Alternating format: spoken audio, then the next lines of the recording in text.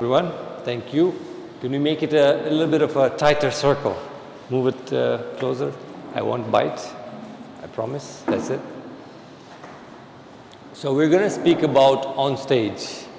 This session is all about when you've done whatever our previous judges have imparted upon us. You've done your research. You've chosen the style that you like. You've looked at all the things that you need to before you come on stage. Between Shirin and I, we will show you a few things that you can expect to happen when you're on stage. Also, a few things that you should think of when you're on stage, but also things that can go wrong when you're on stage. And how do you deal with those things? So without further ado, what I'd like to do is maybe ask Shirin to take up some of these things, and then we will go and expand upon what Shirin is doing. So Shirin is going to share with us a story. Assalamu alaikum, everybody.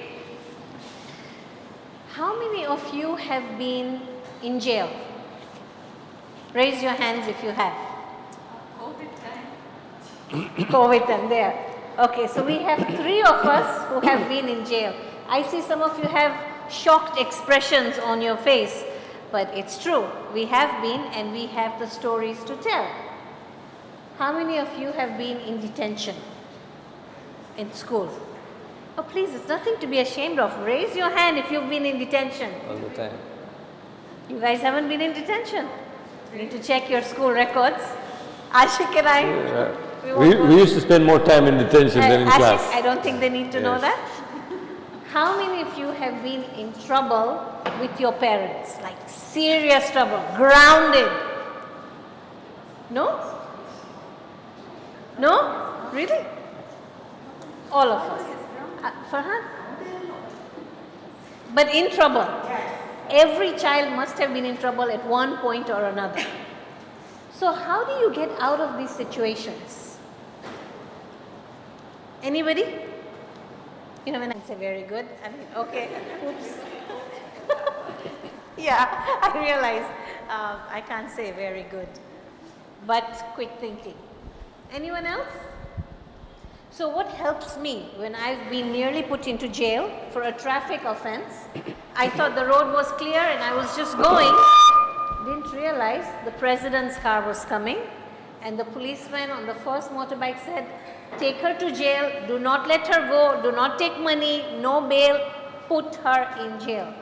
Can you imagine, as a woman, being taken to the jail, getting there, the officers there were no more worried than me. How are we going to put you in there? Because it's very unusual for an Indian woman to be taken to jail, right? And this Indian woman who was taken wasn't like worried or anything. I was so excited that, you know, wow, let's see what happens.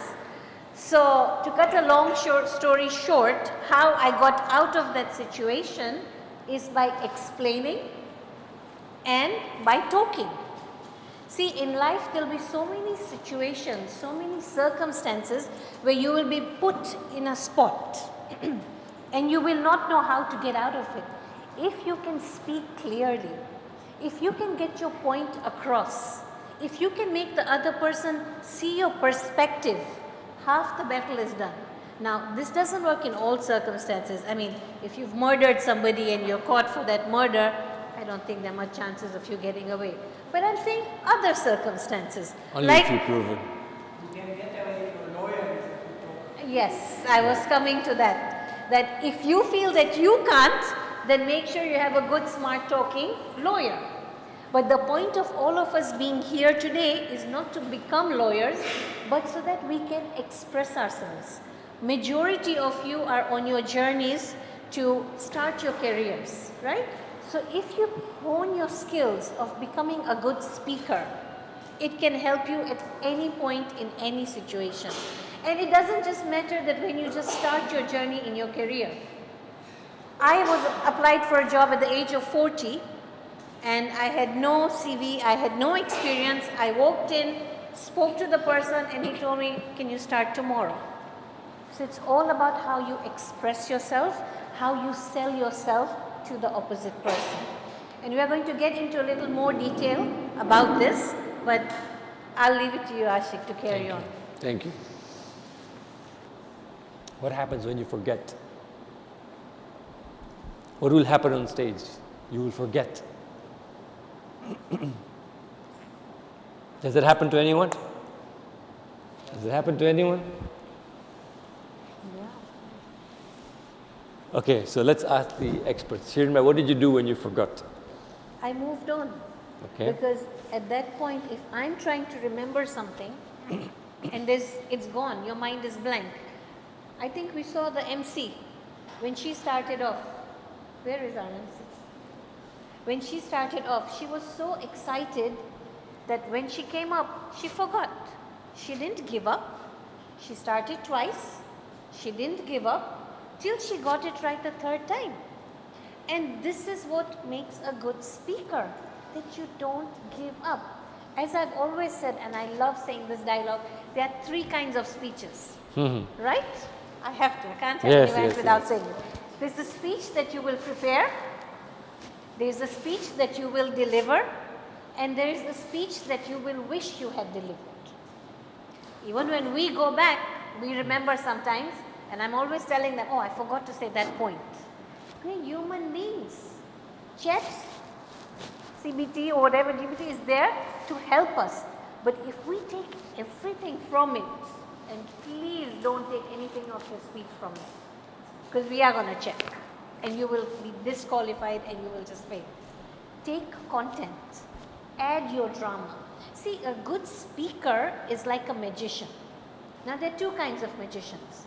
Have you all seen magic shows or clowns or circus or even on cartoon? So one magician is like who comes dressed, you know, in a clown suit or is wearing a suit. He'll remove his hat and a rabbit will come out or flowers will come out and you think, oh my God, they're amazing. And then there's some magicians who'll be just dressed in a black suit. They'll be wearing a red cape. But they'll be doing all kinds of strange and weird magic. See, I fumbled. Instead of magic, I said music. But going on, see, you carry your thing forward. You don't just get stuck in where you fumble. You move forward. So going forward, these second kinds of magicians do all kinds of phenomenal acts. They'll make people rise in the air. They'll cut a body in half. If you've seen these magic shows, you'll have seen what they do. That doesn't mean one is better and one is less. What we have to do is if we don't have the magic in us, we have to create it. And having heard what all three of them have said, what you do is you get your content. So that is your tool. Now you want to turn it into magic. Magic doesn't happen just like that. Magic needs some drama. Magic needs some color. Magic needs some story. Magic needs some smoke and fire. And who is all this magic for? The audience. So look at your talk. Look at your presentation. That when you're going to be doing it, you're going to be doing a magic show in front of us. When you're doing a magic show, you want us to be captivated. You want us sitting by the edge of our seat, not checking our phone and looking at each other and rolling our eyes. Where did that come from? So find that inner magic. Look for it. If you can't find it, create it. And if you feel you're not getting to where you want to be, you still have time. Get in touch, ask for help, and we will give you all the props that we have been giving you and a lot more. Any questions?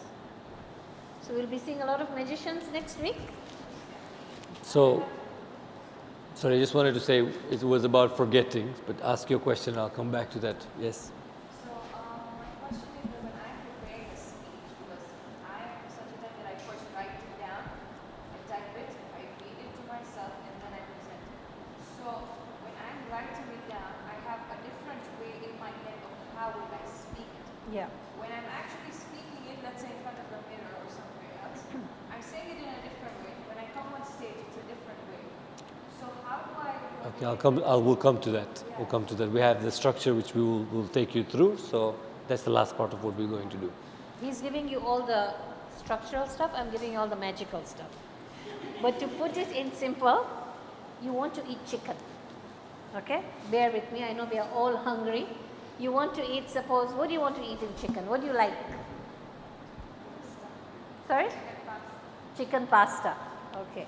I hadn't thought of that. I was thinking of kuku and chips. But anyway, let's go to chicken pasta. Now, when you're thinking of chicken, you can already picture or visualize your chicken and your pasta in either white sauce or red sauce and forking it in. Oh my God, I'm hungry. But anyway, so, but before you get to that, your chicken in the pasta was not that chicken. That chicken was running around with its family. That chicken was taken, it was slaughtered, it was sold, it was cooked, and then it turned into your chicken with pasta. Right? So that's how your speech is. As you're saying, what you think and what you write and what you present are three different things. You want your chicken pasta. So your main focus is going to be your chicken pasta. But you can't have chicken pasta without the chicken. So you need to figure out what is your chicken.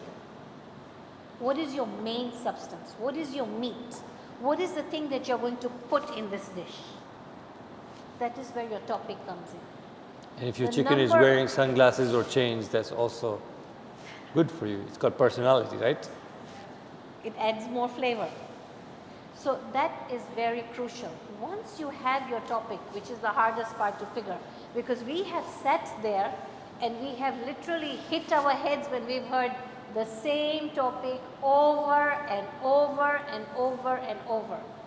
So if today also, if those of you who have a topic set, discuss it if you want, so that you're not overlapping or saying the same things, because you want yourself to be unique.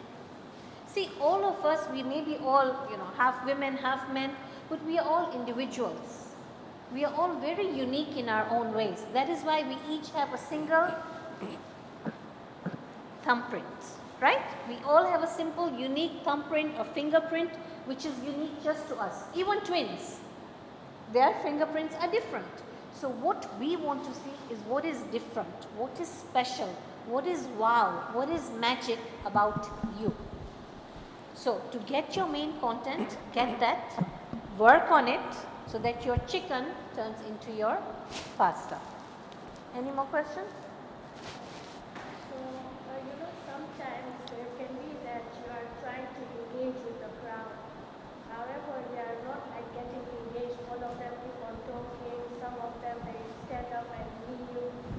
So at that point, you have to stop and ask them what's wrong, or you just continue. Can I? So Can I? That's what Okay. happened to us today. Exactly. Yeah, many times we tried engaging you guys, Yeah. but You there did. were crickets in the room. What do you mean? So I'll give you a true story, true example. I was invited to Last year's event. last year, one of the community events, and they got me in as a speaker to speak for small, medium businesses and how to grow your businesses. Okay? It was during a fair. And I remember I was doing this for free. I now don't do free engagements anymore. They pay me every time someone wants to have me speaking for something. I was speaking to probably 40 or 50 small business owners, and there was a time given to me, and I was told, please come, this is the time you'll speak. So I get there 15 minutes before. Unlikely of me, I'm usually very late, always late, fashionably late, but I was early for that event. They say, okay, fine, you know what, no, here's the and it was a Diamond Jubilee, by the way. The inside hall, which has a stage for those of you who've been to Diamond Jubilee, and the open area was where all the stalls and carts were.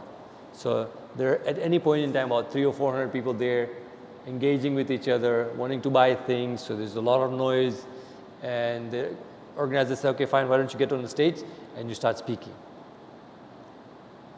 For a speaker, to be able to speak in that environment is not only challenging, but it's also insulting, because if you are getting me there to speak to X amount of people, and hopefully you want me to give them some value, but also whatever I'm about to give them, I've done a lot of research. There's a lot of years, experience, skills that have gone in for me to prepare this for you.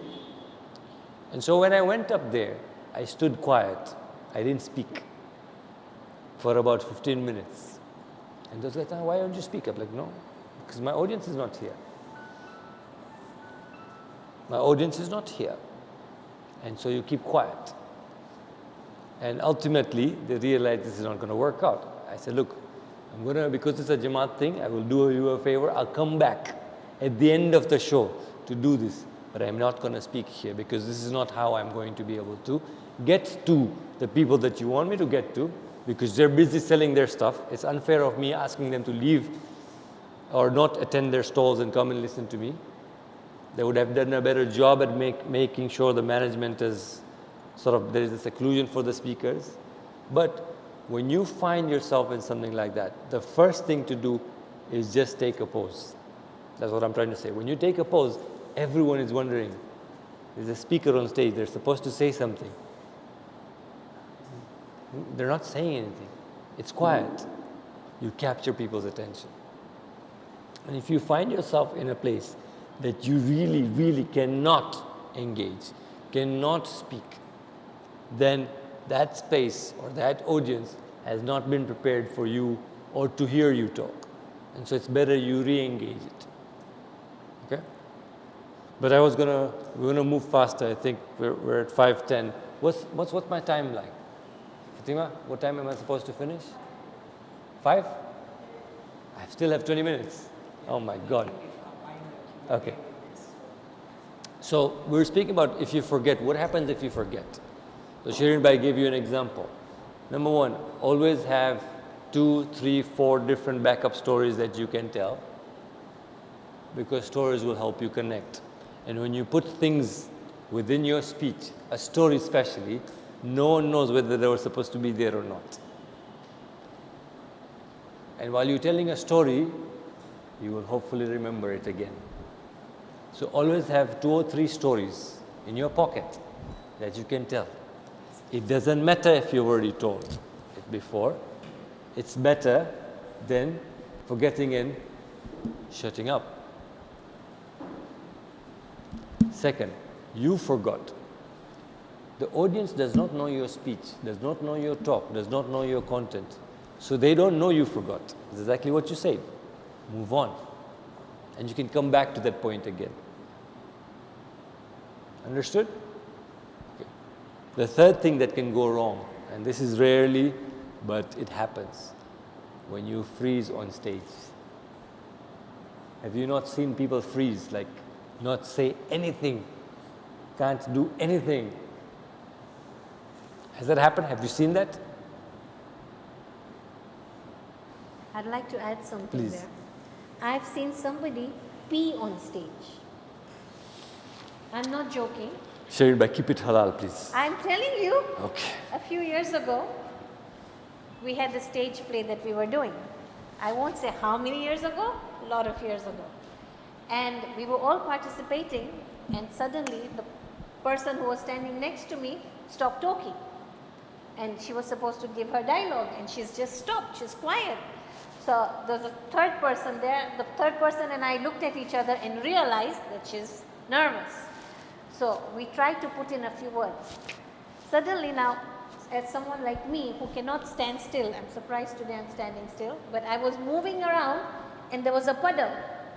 So I didn't realize, I continued with the drama and she joined in a little bit, whatever, but we could see she was hyperventilating. She couldn't breathe, she couldn't talk, and we thought that she's going to pass out. So at one point when there were some other people practicing or saying whatever their lines were, I grabbed her hand and I whispered to her. Now we all had mics at that time, but I whispered to her, I said, "Are you okay?" And she goes, "I'm so nervous, I can't remember my words, and that what you're walking on, I peed on stage." Now the first reaction, if you're standing here and someone has peed, is to jump back, like, "Oh my God, it's pee." But there's an audience of 1,000 watching you, you can't be doing that, right? The show has to go on. And always remember, the show has to go on. So, what do? You just carry on. We went along. Nobody in the audience knew that this particular person did not say her lines. There were some parts which did not make sense because she was giving the information. But you know what? The show went on. It was a hit and it was over. 20 years later, whenever we meet and we look at her and she says, please don't bring up the peeing on stage story, of course we bring it up, right? My point is that you could be shaking, you could be having a meltdown, but if you continue, we won't know. So just don't let it slip to us. You'll fumble, you'll slip, you'll fall, that stage is a little dodgy.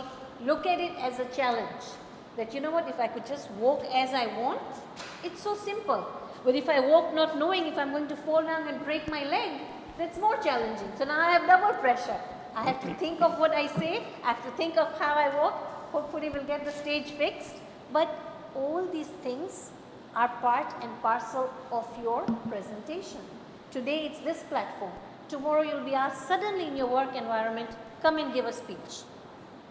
You'll be asked in school, at the hospital, wherever you may be. You could be traveling to another country. Something happens and you have to take charge. You don't always get the best of situations or conditions. You have to make do. So learn whatever the environment may be, make the best, whatever you have, push it forward.